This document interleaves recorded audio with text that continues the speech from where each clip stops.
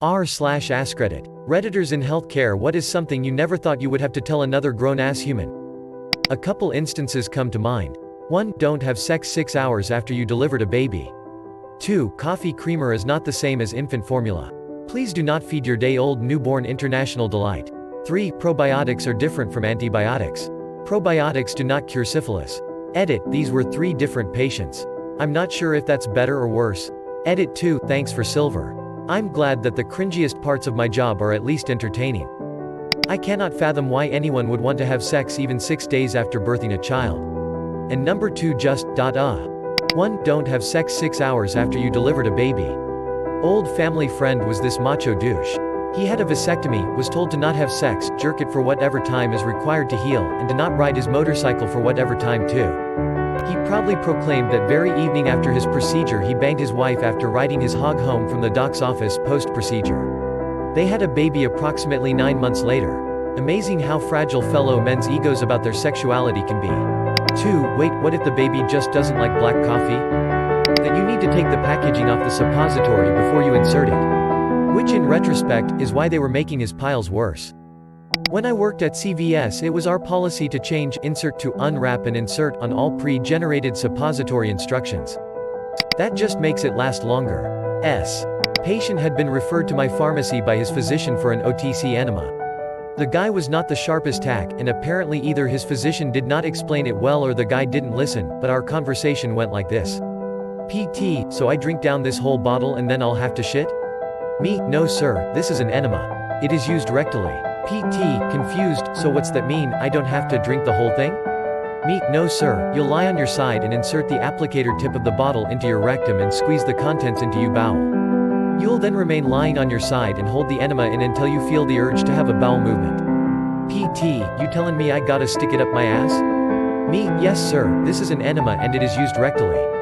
There are detailed instructions and diagrams in the box. PT, fuck you. And he stormed off. That was the last I saw of him. Not sure if he thought I was messing with him or what, but I hope he eventually got to shit. Well, conversely, when I got the prep stuff for my colonoscopy, the pharmacist made it a point to tell me several times that it was an oral medication and not a suppository. I can only imagine what precipitated that one. No, your teenage daughters cannot share a single prescription for birth control pills. I need to hear the rest of this story. What's an appropriate reason to dial 911, private ambulance services? No, it's not okay to call 911 because your boyfriend won't take his jacket off. And no, calling us directly, private ambulance, isn't appropriate either. Former EMT was called to a patient's house because they had dropped the remote on the floor and needed help getting it. On one hand, patient had a history of MS and couldn't move, so really did need the help. On the other, call a friend, a neighbor, use a tool, something. There is a compilation of non-appropriate emergency calls on YouTube that I listen to over and over because it's hilarious. The best ones are, an old lady calling because she saw a squirrel on a tree and she doesn't know what to do with it. A man who forgot his PIN code. And an old man who found feces next to a windmill and he thinks that it might have been from a human. He sounded really concerned. People who don't work in EMS, it's so terrible that people in America have to take an Uber because they're afraid of ambulance bills. People who work in EMS, call an Uber you fucking troglodyte. Worked in an optical practice in the UK. Man comes in complaining of bad vision. His astigmatism has increased by like 3 diopters. That's a fug load and definitely shouldn't happen. Optician retested using different kit. Same result. Told him to come back in a week and we will retest it. This time we're looking at 4 diopters. They freak out. Recheck again, another optician checks it. Same result. They run through health, smoking, drinking, medicine. Nothing out of the ordinary. The guy looked stressed as shit, put his head in his hands and put his thumbs against the side of his eyes. The optician asks if he does that a lot. Apparently whenever he's stressed he pushes the sides of his eyes. He's done it so much that he has physically changed the front of his eyeball and ruined his vision. We told him to stop doing that. Never thought we'd have to tell another human being to not squeeze their own eyeballs. Also had to tell a kid to not look at laser pointers, but he was just dumb as shit. I don't know how much pressure is required to create this problem, but now I am paranoid about rubbing my eyes. I once slept funny on my face and when I woke up, my left eyeball was squished into a slightly different shape, only noticeable to me, and I couldn't really see, it felt hot and itchy and everything was blurry. It lasted a couple of hours before it went back to normal, but I thought I'd done fugged it for life. Eyes are squishy and weird. Don't lick your contact lenses to clean them. Seriously. I've told this story on Reddit before, I think. I'll keep it short and concise. Older man, terminally ill. New Year's Eve. Presented to the in the company of a hooker. He had a finishing nail in his erect penis. He was into penile sounding. He says, well, there was nothing else laying round. And I'm so fucked up and can't feel a thing. Indeed, he was fucked up. Cocaine, alcohol, MDMA, Viagra and some hydrocodone. Poor dude just wanted one last rager. I told him, wood is just a euphemism, man. Don't shove sharp things up your pee hole. He took it in stride. He was in the hospital for 2 days. The hooker basically stayed with him the entire time. Come to find out, she was only one of the 3 hookers he had paid. She wasn't even the one who shoved the nail up there. I thought it odd that she hung around until he told me how much he had paid them. Turns out the other 2 were hanging out at his house waiting for his return. I visited him before he was discharged. Dude popped some X right in front me and says, just getting a head start. No more sharp shit. I promised, doc.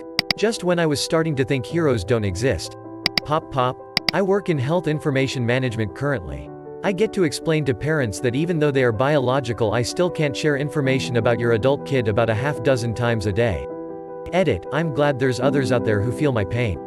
I talk about releases of information so much over the course of one day that every day feels the same. Almost like Groundhog Day. I work at a college. Same conversation constantly. Yes, you pay the bills but they're adults. Usually goes along with after a car accident and their kids weren't in car seats, seatbelts, how their kids need to be in fucking car seats. But it's summer, so a more seasonal example is the following. Me, so what's the problem today? Them, I don't know what's going on. I can't breath. I'm having a seizure. Me, has this ever happened before? T, yay, usually when I smoke crystal meth. Me, did you smoke crystal meth today?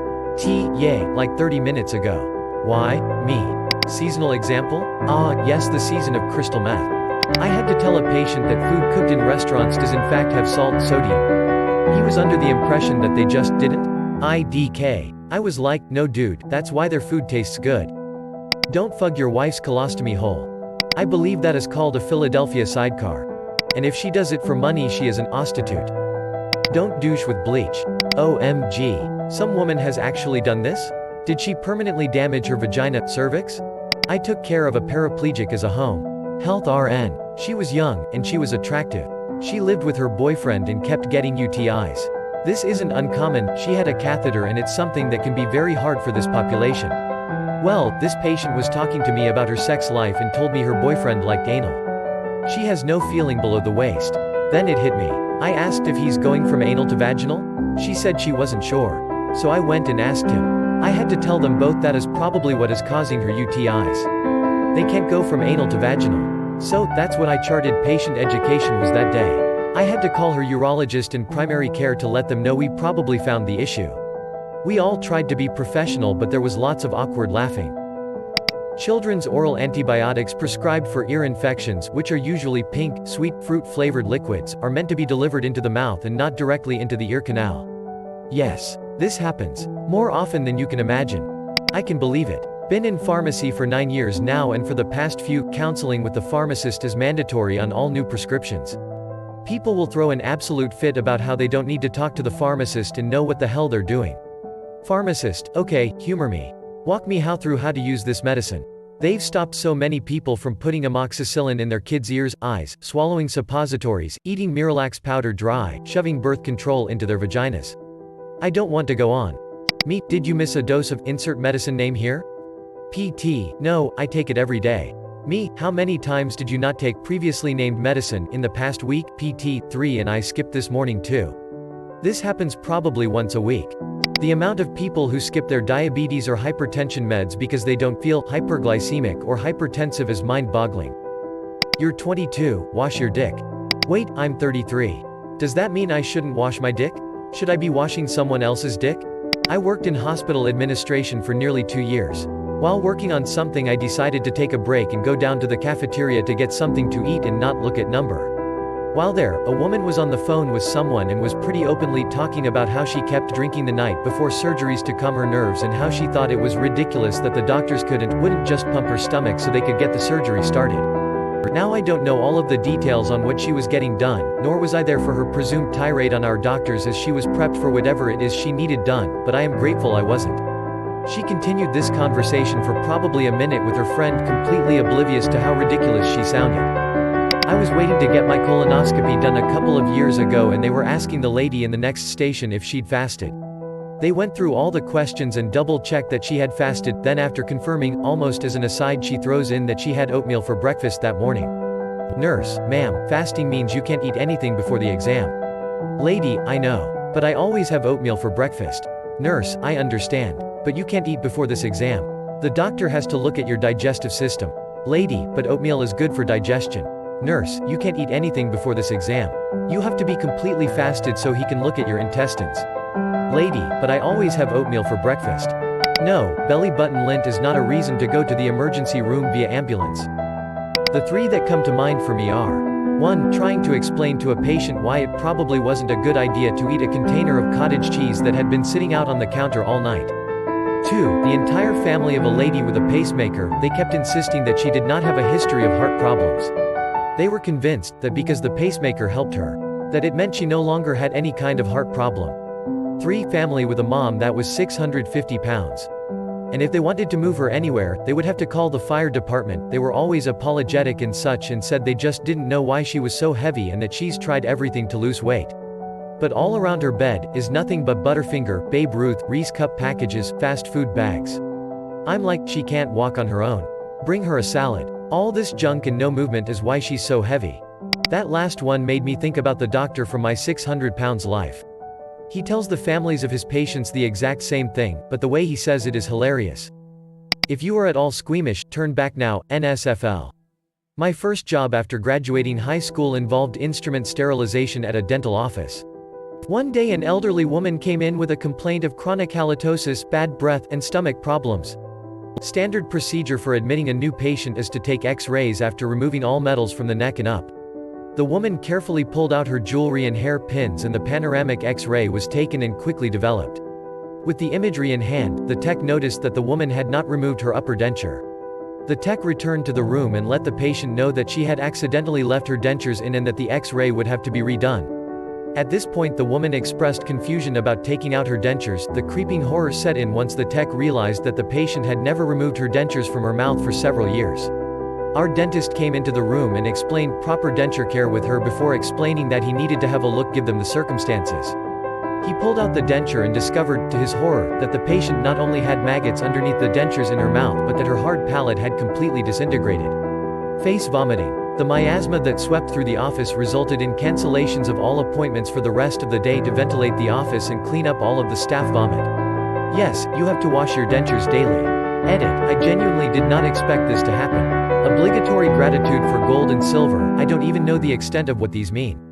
In lieu of awarding this monstrosity with gold or silver, please consider making a donation in my stead to coastal restoration or to organizations that help military veterans or civilians with PTSD. I should also issue an apology. I should have made this post NSFL. Had maggots underneath in her mouth. How does that even happen? Since it means a fly must have gotten in there long enough undisturbed to lay eggs. So, open-mouthed sleeping and a fly decides that hey, that smells rotten enough to make a good hatching place for its offspring? Now I've grossed myself out. I worked in obstetrics for many years. I was taking care of a woman in her late 20s, definitely not a teen mom, married, with a job. She got to 10 centimeters so I did my usual speech about how to push effectively. She nods and pushes when I tell her and she did great, really moved the baby down. I'm excited but I notice she's whispering to her husband. He looks at me and says, so why do you want her to do that? I was a bit taken aback and very slowly explained that she had to get the baby out. She asked if I was kidding. At this point I feel like I'm the butt of a practical joke, but it didn't stop. He kept asking if there wasn't a better way to do it and muttering that I was being ridiculous. She continued to push and thankfully didn't take long because she kept rolling her eyes at me. I was thrilled to hand this lovely couple off to the doctor. They looked slightly more convinced when he told her to do exactly what I had told her to do and then a baby magically appeared. If she'd ended up in a C-section I'm sure she'd have been convinced I had done it all to torture her. How does a woman make it into adulthood in normal society without knowing you have to push a baby out? And then there was the time a woman got mad when I told her there was absolutely no way we could do her cesarean laparoscopically. Today for example, I had to coach a grown person through their decision-making process about why they thought it was okay to spit on the floor. You think that's bad? There are still grown humans who shit on the floor in public restrooms. Or even in work restrooms. Not my story, but my friend's, who is a doctor. One day an extremely obese lady came to the hospital with some kind of ailment, and it transpired that she needed an operation.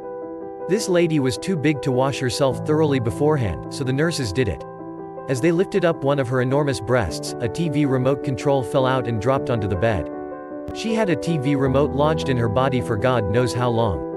She apparently wasn't especially embarrassed about this, either. The medical team had to have a word with her about maintaining basic hygiene standards, as well as asking for help with self-care when needed.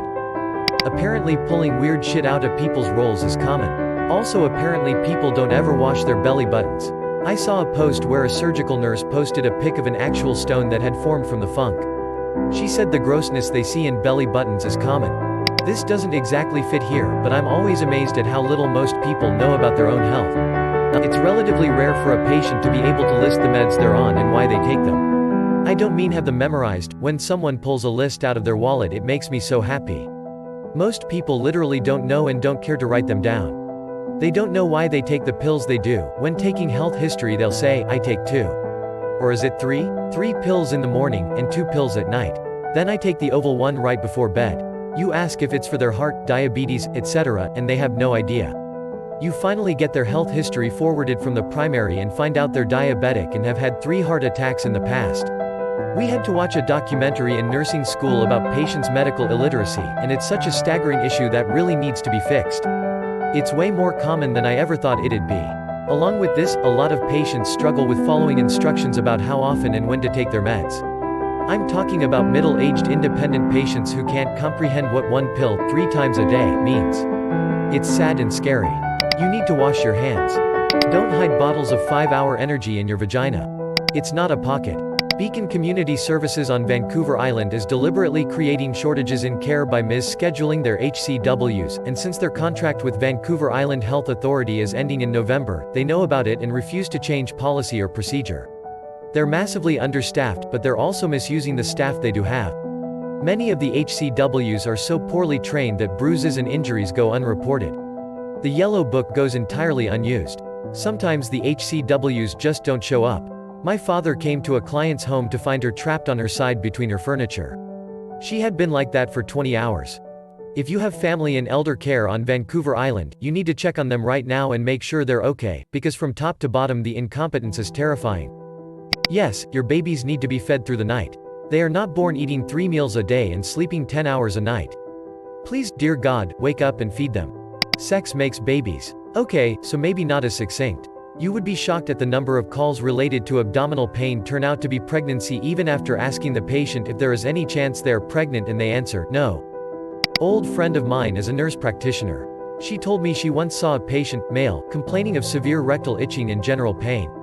She is a very smart people person, she can read people very well. She got right to the point and asked him about his daily hygiene routine. She had a hunch based off his presentation that he was a man's man, ain't go gay stuff happening here. Long story short, when showering, he never cleaned his ass. Ever. He told her that it was homosexual to touch his anus. She had to explain to him that the severe rash and itching he had been dealing with for apparently years was a direct result of his perceived homo acts. She instructed him to go home, take a proper shower, and apply witch hazel for a few days. Amazing that a grown man thinks this way. Wife had a baby. The process involved about 100 professionals telling never to shake my baby. Of course, I thought everyone knows that. Wife's water breaks, we're in the hospital, and she's getting checked in. I'm there with 2 other soon-to-be fathers. A nurse comes by and almost casually starts giving us a basic rundown of what not to do. Stuff I've heard 100 times. We get to never shake your baby, and one guy looks confused. A bewildering conversation takes place where this man insists he's never heard of that, must be cultural differences, insist everyone where he came from was shaken, and eventually is led away to talk to the doctor. I never saw him again, but I'm still scared for that baby. You just had a stent placed in your heart and you have CHF and you're already eating McDonald's? What the hell is wrong with you? You will die if you keep this up. Do you realize that? Pee does not come out the vagina. Not to put stuff in your butthole. My friend the doc has confirmed this happens nearly every shift. I worked for a pediatrician who told me she had to explain to a patient why chlamydia was not an appropriate name for a child. The woman had not given birth yet but had told the MD that was the name she had in mind. Apparently she had no clue it's an STD and just thought it sounded pretty. That pulling out isn't an effective way of preventing pregnancy. Yes, you can start pushing your baby out while you still have a urine catheter in place. They are two separate holes. Go get your muscle knots looked at by a real doctor if you've had them for over 5 years.